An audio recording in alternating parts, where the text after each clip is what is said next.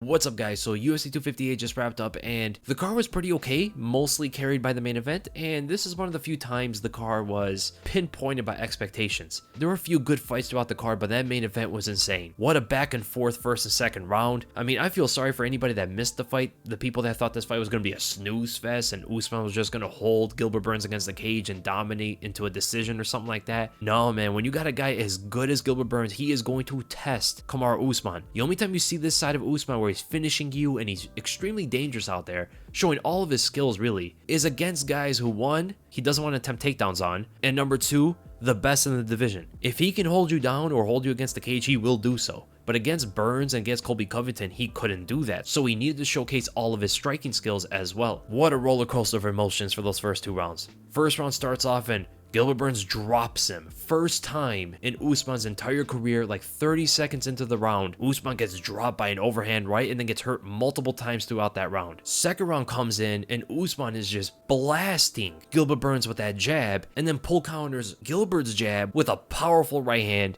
and drops Burns, but Burns had a hard time recovering after that punch. Not only that, Usman carried that momentum throughout the rest of the fight into a finish in the third round. And it really showed how durable Usman is. Not only the right overhand, but you're talking about some of the left hooks, and you're talking about a flush head kick, and Usman ate all of it. If Gilbert Burns was fighting anyone else that night, if he landed those shots, they would be knocked out. 100%. I don't think anybody else, at least to my memory, there's not anybody else that would have taken those shots. You would have to bring back the prime version of Robbie Lawler. Like, that's the only guy, or maybe pre-USADA Johnny Hendricks. Those are the only two guys I could think of right now that would have taken these shots and not be knocked out cold. That's the kind of chin and durability and the heart that we have in Usman here, man. He's a legendary fighter, 100%. He took everything Gilbert Burns had, besides submissions, of course. He took everything on the feet, and he was able to handle it with composure. That is saying something. And he is not as experienced as Gilbert Burns when it comes to overall fighting experience, maybe even martial arts in general. I was so impressed with Kamaru Usman. Not only that, this was the best version of himself. This is the best version of both fighters. When you got Kamaru Usman outstriking Gilbert Burns, and you got Gilbert Burns actually coming out on top in the clinch exchange, you know these guys have upped their level more than ever before. Way more than expectations. They were in tremendous shape. You could look at the tail of the tape pictures of them, and then look at them in the fight. They're in so much better shape in the fight than in any other fight previously. And a huge thanks to Kamaru Usman's evolution is Trevor Whitman. That guy's done wonders with Usman's hands. That jab was perfect.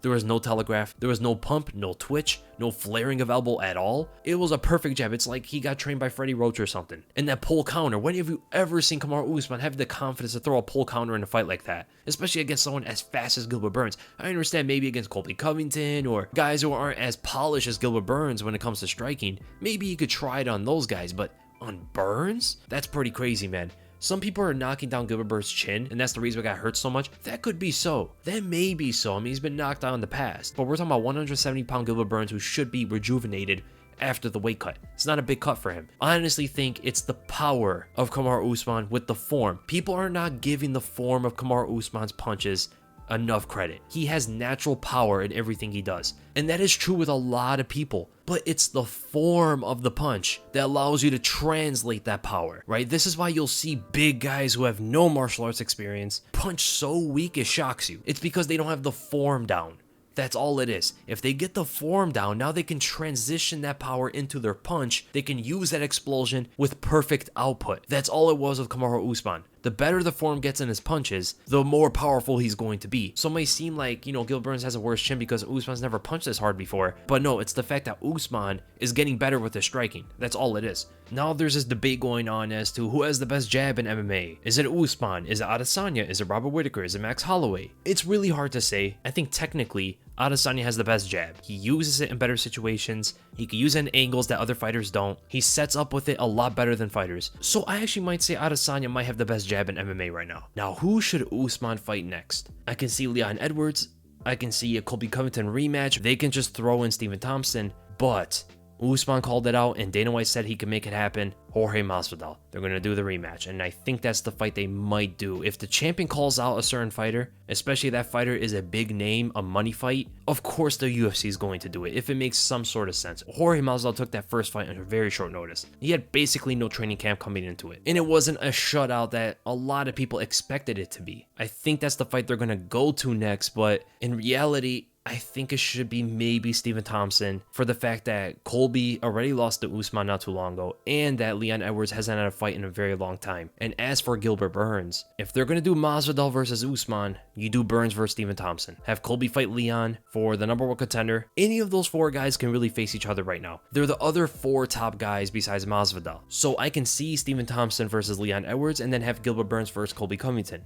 They can have this mini tournament going on in the welterweight division as the money fight plays out with Usman. The one I like the most, honestly, is Burns versus Colby. Stylistically, I like that the best because I also like Leon versus Wonderboy. So that's what I would do for Gilbert next. And then we go to the co-main event. Alexa Grasso defeats Maycee Barber by decision. This was strength and physicality versus technical skill. Maycee Barber was obviously in the cage a bigger fighter, and she seemed to be stronger, but not nearly as technical as Grasso. Grasso stuck to her skills, kept a high tight guard, displayed really good boxing defense, really good counter punches that largely went unnoticed by the commentators. And Maycee Barber was trying to power her way through, berserk her way through many of these exchanges, from winging punches in close quarters to try to muscle Grasso to the ground, trying to just throw the legs away as Grasso was on her back and Maycee Barber was standing up trying to bypass the guard. She couldn't find her way around, actually got caught in an armbar for doing that. The fight was more one-sided than it seemed, and you would notice it if you muted the fight when you watched it. Right, there were a couple questionable statements from the commentators. Now, this is not to nit and pick and do all that sort of stuff, but for anybody who actually listened to the commentators and was kind of on page with what they were saying, or didn't understand why certain things were happening that the commentators were pointing out, such as, for an example, Rogan said that Grasso was very calm in front of the feints of Maycee Barber. There was no explanation given, but the reason for that was simply Maycee Barber was so far away throwing feints. Far away enough where Grasso knew, and logically speaking, just looking at the screen, there's no way Maycee Barber is going to land anything from that distance. She's way too far away. So there's no point of throwing feints from that distance because Grasso knows nothing is going to land. There's nothing to be anxious about or on edge about. You're too far away. You can feint all you want from that distance. Nothing's going to happen. That's why she was so calm in front of that. And not only the feints, the strikes that Maycee Barber was throwing from a distance were way too far away. It was almost Holly Holm distance. You know how Holly Holm sometimes a little bit too far away where she's throwing feints? That was the same sort of thing with Maycee Barber. And another statement that I don't really understand is when certain commentators get hyped up when a fighter is quote-unquote throwing bombs. I don't understand how that's much of a compliment, to be honest, especially when that same fighter is missing all their bombs and getting countered for it. Right, there was so much focus on Maycee Barber's aggression and just winging punches out there recklessly than Alexa Grasso's technical boxing defense and her counter punches. I wish that would have had more attention in the fight than throwing caution to the wind. And that's actually what Joe Rogan said after the fight. He said he was equally as impressed with Maycee Barber because she threw caution to the wind. Literally his words. Like, that's, what does that mean?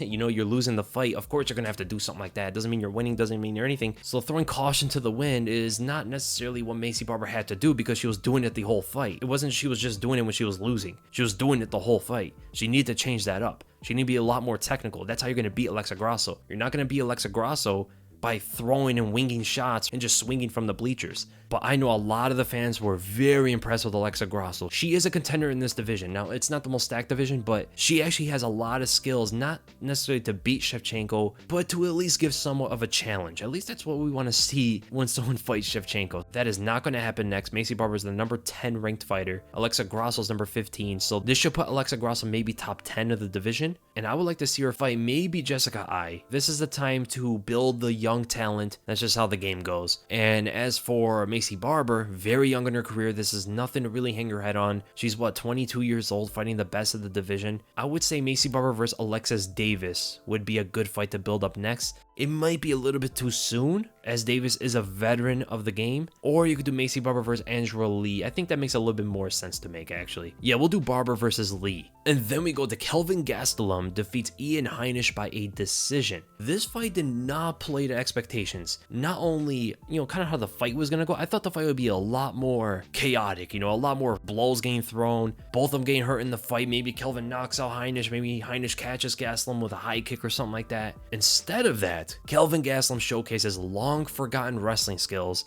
all the way to a decision. That double leg was amazing. He was able to always get Heinisch down whenever he shot in. Now, Heinisch's defense is also to play a part in that. As DC elaborated, Heinisch was not defending the takedowns as securely as he should. You know, it wasn't DEFCON 1 for the takedown defense for him. He was simply hooking on the inside with his foot, sometimes grabbing a guillotine, or sometimes getting into a switch position as he crashes to the ground. There wasn't any elevation of the head. He wasn't trying to lift up Kelvin's head, change his posture, or anything like that. And that kept happening for the whole fight, right? There was no adjustment from Ian Heinisch, who is a very good wrestler, and that is a bit shocking, man. So Kelvin did what he needed to do to break that 3-loss streak and get into the win column, and I'm so glad we saw his wrestling, man. That is something he hasn't been doing that much ever since he came back up to 185.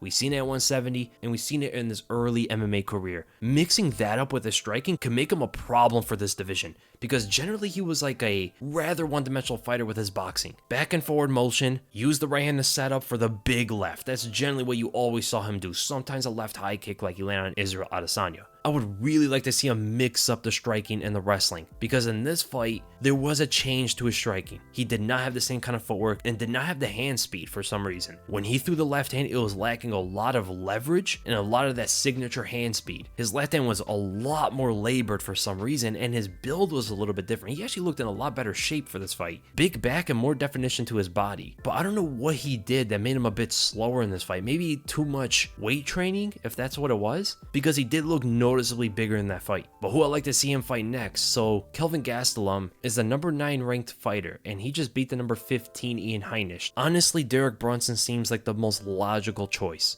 Kelvin's number 9, Brunson's number 7. They never fought each other. They're both heavy-handed southpaw wrestlers that can prove for an amazing fight. I can understand if they want to do the winner of Chris Weidman and Uriah Hall versus Kelvin Gastelum. He has history with both fighters. Or maybe they could do Brad Tavares if he still needs to step down in competition instead of fighting the top 7 all the time, right? When you fight Derek Brunson, you are hitting the top echelon of that division. There's a cutoff on that Derek Brunson line, right? He's sort of the gatekeeper of the top contenders. You got Jack Hermanson, Marvin Vettori, Darren Till, Jared Cannonier, Paulo Costa, Robert Whitaker, Israel Adesanya above Derek Brunson. So it could be too soon after coming off just one win over Ian Heinisch, but that's the fight I would really like to see next. And that's the end of the video, guys. I hope you guys enjoyed the video, and if you did, make sure to thumbs up, drop my comment, make sure to subscribe, and I'll see you guys in the next video.